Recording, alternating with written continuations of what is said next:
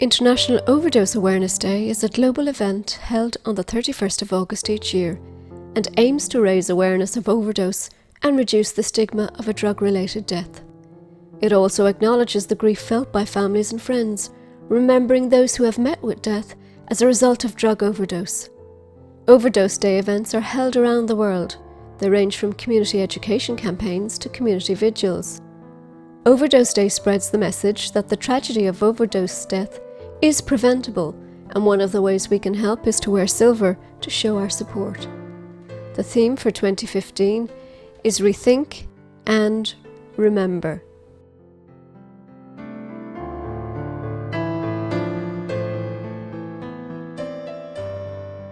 One of the major risks involved with drug taking is obviously overdose. For many families, they have family members that are still living at home. One of the worst things that can obviously happen to a family is that they find that family member the following morning who has overdosed. This is, to say the least, traumatic. And like all deaths, parents just don't expect to find their loved one, their sons and daughters, to have to bury them. So it's extremely traumatic. Unfortunately, in Ireland these days it's happening too often, as the National Drug Death Index shows every year, and it's still on the increase at the moment. Families are obviously very aware of the dangers of drug use. When a death occurs within the group, the group becomes extremely tight and they look after each other really. It's what the group is set up to do. It's about building support structures within. I mean, I'm there on a Tuesday evening, but that structure, that support is built in, that is there. They can ring each other and they call each other and support each other on the rest of the week when I'm not around. So in the case of when a loved one dies, the support that they find throughout that group is huge. It's difficult to quantify how important it is to people. It's just to know that you're not on your own, that there's somebody there who may have had to go through that experience themselves, so they understand exactly how you're feeling, and better than me or any worker, they know exactly the supports that they need to be given. Also, I suppose the other members of the group see that it could be them that could be in that position, you know? So they're all constantly learning and sharing from each other those experiences, and hopefully the knowledge that is passed on through the group will hopefully benefit some family further down the line. So the whole idea of supporting each other and looking after each other and caring for each other in the good times as well as when the bad things is extremely important, and it's a culture that you would hope you can try and develop within a group every week. That drugs death is normalised, yes, it probably is. It's a perception out there that if you take heroin, that the consequences of that is that you can overdose, and it can be a fatal overdose. That's probably a normal view taken within the general public. Among families, while they accept it is definitely something that's one of the great dangers and one of the great concerns and worries among families. To say that would be normal among them is not the case. It's still an extremely traumatic event among any family. Mothers, fathers, nobody wants to see that happening. They do accept that it is one of the consequences of drug use, but it's a consequence that, when it happens, it's still experienced and felt very, very badly by all members of the family. So it's not a normal event by any means for them. And while it is accepted among the wider community as, if you take drugs, then those are the consequences you pay, for a family, they still have to. It's still one of their loved ones that they're burying, and that's not easy. Felt for a long, long time afterwards. It's not natural, you know, for someone to die from a drug death, and that takes an awful lot of coming to terms with. So for a long time afterwards, people struggle with this whole idea. It's just that it didn't have to happen. It didn't have to be that way.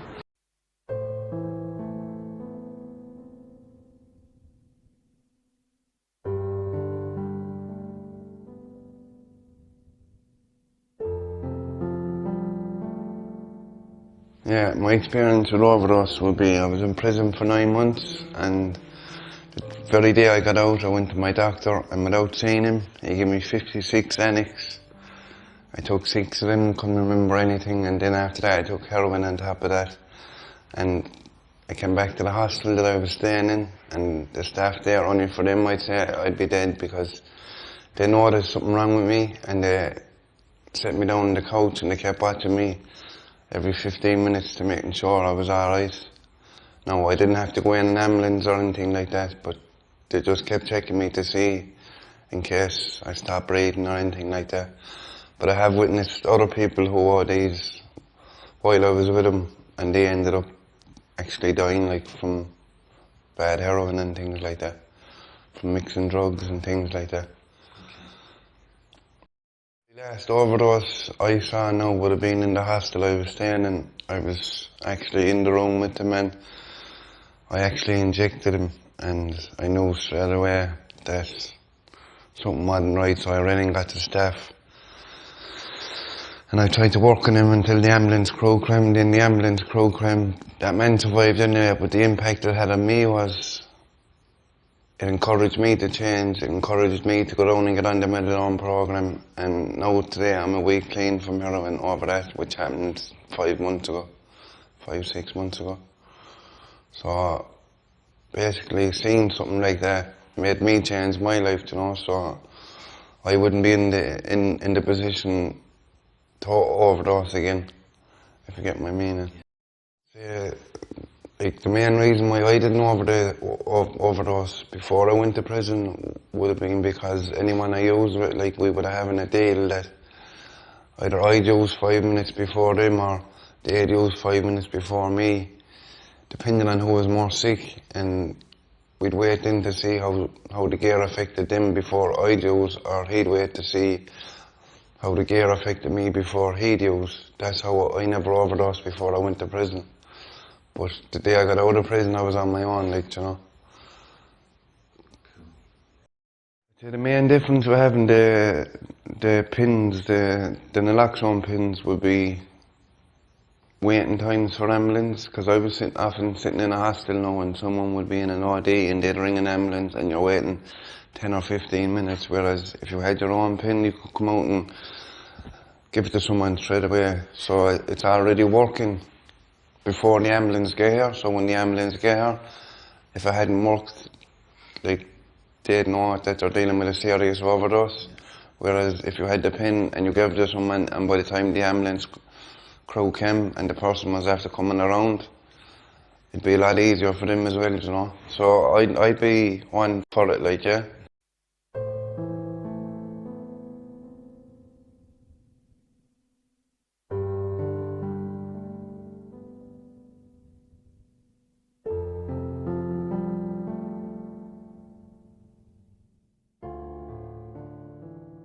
My son's name is Patrick, and he has an addiction problem. And looking back, I knew nothing about addiction, or I didn't know anything about how to cope with it. It was always something that I felt happened to somebody else. My son was my pride and joy, as my daughter was my pride and joy. And I look forward to the time when they were both 18 and I'd be redundant. But here I am now, a senior citizen, and I'm still in the same position as caring for a child who's been affected by addiction. And I think for me, if I could look back now, and I'd say to any young mother, you know, we sort of learn about, you know, what's right for children, what's this and that, but I would never thought to look at the addiction side, or, you know, those sides, things that sort of alcohol abuse, bullying, all those things that sort of we think it's not going to happen to us. I think I knew for about 2 years of something upsetting my son, and I kept saying it and saying it to my husband, who was alive at the time. But he kept saying that I was just a doting mother. It was part of growing up. You know, that sort of, he was very moody. He was very, like a young boy, you know, sort of playing, and all of a sudden he went in with himself. So I look back now and think, why did I have to get, you know, my husband's approval or my daughter's approval that there's something not right going here? You know, that sort of, why did I not act on it? Why did I not go up to the school? And then I discovered that he had been abused by one of the brothers. Not at that time, but I knew there was something wrong, and I went up to the school and they said, oh no, he was fine. But I knew that he was always in trouble. He was always unsettled. So, and his sister was very, very, you know, never in trouble at school. And I think it's very hard for the families when a child gets involved with addiction. Right from the time he was 17, he was out with friends. One night we got a call from the hospital. A friend of my daughter's, she's a nurse there, and she just rang to say that she recognised the address and she recognised whose brother he was, and he was very seriously ill. And I said, is he alive? And she said, I can't tell you anything. We got to the hospital, and the next thing, one of the young lads that was with him came round, and he was in a dreadful state. First of all, they wouldn't let me see him, and then I said, just let me see him. You know, I think there were 3 or 4 doctors around him trying to get him to vomit. He had cut his wrist badly. He was in a dreadful state, and they just rushed me out and said, it's life and death. So that was my first sense of what was to come. He survived it. I sat with him when they couldn't freeze our hands because of all the drink he'd taken, and it was very painful watching the doctors stitch his hands in when he was very much awake. But I was so glad he was awake. And so I asked for him to see a psychiatrist because I just wasn't happy, and I hadn't been happy for the last 2 years. They felt it wasn't necessary, it was a once-off, it would never happen again. But I think from that day to this day, there isn't a day that goes by that I don't worry about him. So for the next 5 years, I watched him every day, every move he made, and the psychiatrist assured me it would never happen again. But 5 years later, he did it again. And from then on, I can't tell you the number of times he has tried suicide. I don't think anyone was more worse than the other. You know, it's been living with self-harm all the time. It's been a continual, you know, every bank holiday I could guarantee that the ambulance, if not 1 ambulance, 2 ambulances, and then maybe the ambulance would come and he wouldn't get in to the ambulance, and then the ambulance people were saying, you really need to be in hospital and we can't make you because you're over 21. And then the ambulance people were so nice. You know, they sort of would say to me, you know, if you feel that you need it, ring us again. And I was saying to him, what happens if it doesn't go again? He said, well, just ring us. They were so tolerant, you know, I will never forget it. And mostly in the hospital they were brilliant. They saved his life so many times. And then it's hurtful seeing the little ones being taken in to see him when he wasn't in any fit state, you know, and I think. So it's really hard, you know, he's been into 4 treatment centres, and he's great when he's in the treatment centre, a bit like when he was in that school where there's boundaries, routine, and he's a very good worker. But if he hasn't got a routine, he's all over the place. He overdosed when he was in the halfway house in Ruane, and they dismissed him because of the safety of other people there. He's been back with me for the last year, and I can honestly say the last year has been the hardest year of my life. The last few months I've just told him I just can't can't cope with it. I feel as if I'm in the addiction with the isolation, you know, because of the way things are. I think without the family support, without Cruel Minds family support, without friends I've met, I don't know what I would do, I don't know what anybody else would do dealing with drugs that didn't have that support. I don't think they'd survive, to be honest.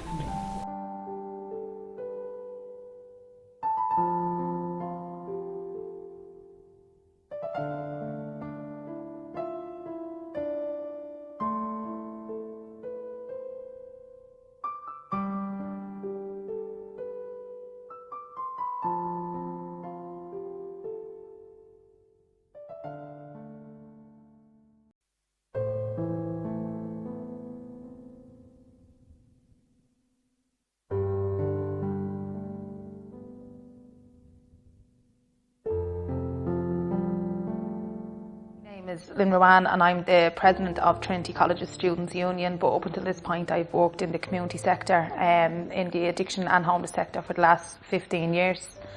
When I'm thinking back about ODs in the community, right back until when I was maybe 16, 17, when I first started working in the field with young heroin users,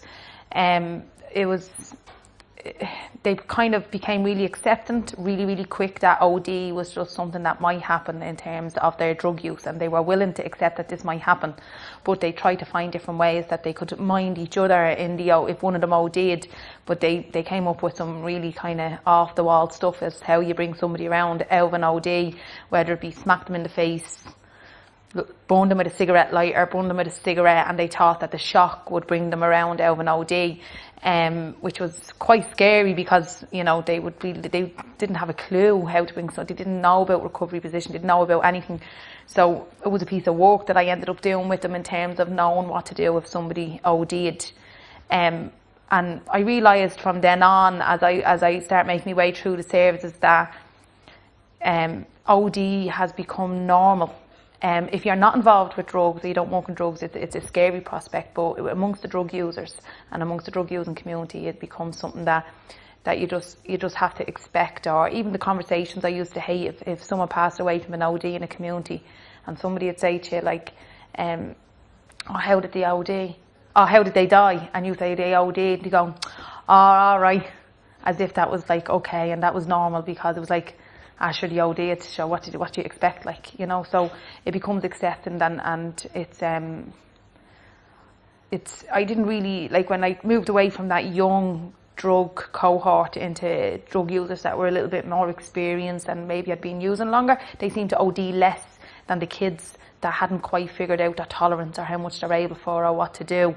And I suppose the next time then I came around, a lot of ODs would be within the homeless sector. Especially there was one hostel that would just have, some of them would be ODing daily, and you know, within that community and in terms of the workers, there would be a lot of fear. It's quite sad that you're kind of hoping they just don't OD on your watch, and then when you go home, of course you don't want them to OD on someone else's watch either, but you're kind of going, I got through the day without them ODing. I mean, there's times when I've had to flip people over into the recovery position and find them with the needles in their back and stuff and nearly being hit with them, and so you're kind of, there's a double thing going on. You don't want them to OD, but you also don't want to harm yourself in the process, but your first reaction is obviously to try and help someone that's ODing. There was actually, I was walking uptown, totally off the thing, but I was walking uptown a few weeks ago, and there was a lad hunched down outside Dublin Castle, and he was foaming and he was clearly about to go into an OD. So I went over and I was trying to bring him around to give him a sip of water. And then I noticed that the needle was still hanging out, it was crying. So I had my laptop bag and I put that down, and I was trying to tell him to take the needle out because I had nothing, no gloves, no nothing. So I was like, I'm not touching it. So I was trying to get him to take the needle out, but he was just foaming. And then he looked and he came around slightly out of the OD. Now people just walked past, they just walked up and down that road, and people would have just, because they're so either afraid of the drug use or afraid of the OD, or they don't know what to do, or they pretend they can't see it, but they just keep walking while this person is ODing. I just turned them over and into recovery position. But I remember sitting on the bus going like, that's normal, like I've just like had a needle swung at me, put someone in recovery position. I just thought that was extremely sad. that that's happened. And I think that that's what it does to communities, that it hardens us, it makes us just think that this is normal, that this is okay, that this is what happens if you're going to decide to use drugs. And if you're a family member of someone that uses drugs, you just kind of keep hoping every day that they don't OD, you know, and instead of I don't know what type of actions are supposed to happen, how you look at ODs, how you help people with ODs, how you teach people to keep safe, whether it's just teaching them the recovery position. But I think drug use and the fact that people potentially will die from an overdose is just becoming way too okay with the drug users and then with the people around them.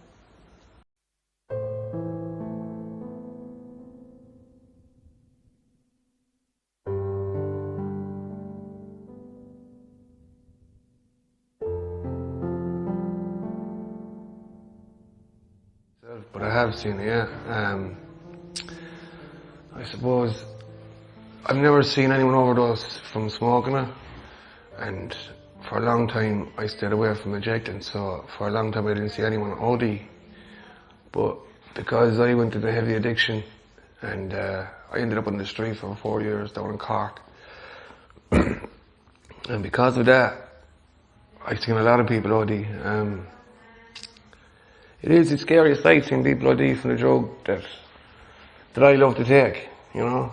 That's it in my head, that I love to take it. But to see people OD, people I don't know, people I got to know, and die from it, like, it is a scary sight, yeah.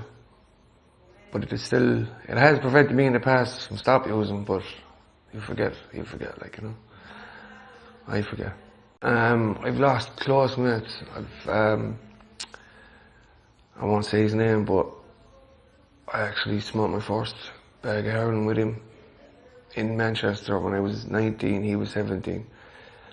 And I remember I woke up the following morning and I was craving for another bag, and he liked it so much he said no. And like, long story short, for about 3 months I was over in England left. He didn't go near the heroin. I got strung out on it, smoking it. And I think about 8 years later, he died from injecting. And I was still alive, but I hadn't injected yet. Do you know what I mean? It's scary like that way, you know. For 3 months he didn't go near it, and I got strung out over Manchester. And yeah, he ended up dying before me injecting. Yeah, it is, man. You know, it is like, even, I suppose on the street when you see people, all you can do is, you know, just ring an ambulance, you know, but to see him kind of go purple, stop breathing, and you don't know what to do, like, you just ring an ambulance, and, you know, if you don't have a mobile on you, which 9 times out of 10 you don't, you run across the road to get someone to ring an ambulance, or you go to a payphone, ring an ambulance, and they come, and it's like second nature to them now, ambulance services, and it's just like, yeah, they just throw them at the back of the van and bring them out, give them the shot of adrenaline, and hopefully they come back, like. But I've seen people not come back, you know. I've actually seen people die, like, yeah, from it. Me personally, I've never OD'd, yeah. Yeah, I do, yeah. I am very strict on it, like, myself. If it's new gear, new heroin, I would only use half a bag, test it out. Me personally, like, and I usually stick to the same dealers, you know, because there is some stuff that gets in, and it's just, your immune system is not good for it, like, you know. So, yeah, there is a lot of prevention, but there is a lot of guard down as well, you know, from people, especially, I suppose when you're smoking it, like, when people started smoking, when I started smoking it wasn't, you know, injecting never came across my mind at all, like, and I remember it was only 2.5 years ago I started injecting. But then all the laws come in with it, like, you know. There's so much to do with injecting, like. Yeah, there's a lot to do with injecting heroin, there's, you know. I've injected other people, I've injected other people and they've OD'd. I mean, rang ambulance for him when I brought him back. I've injected people and they've died. One chap died up in Dublin. I injected 2 of them. I was smoking at the time, but I know how to get people, you know. That's the drug, like, and the 2 of them injected. They were drunk at the time, so the 2 of them were injected. 1 of them died. 1 of them lived. And I was down there on by the side and I was smoking my gear, like, you know. It's just a crazy drug, like. It is rewarding, to be honest, because I've seen people not come back, like, and they are fit and healthy people, like. Or there could be people that haven't.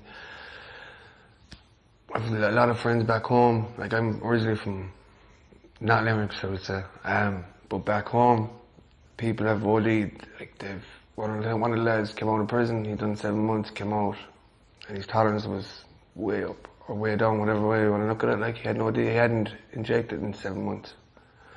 And he injected 1 bag, died, like, you know, simple thing like that can happen.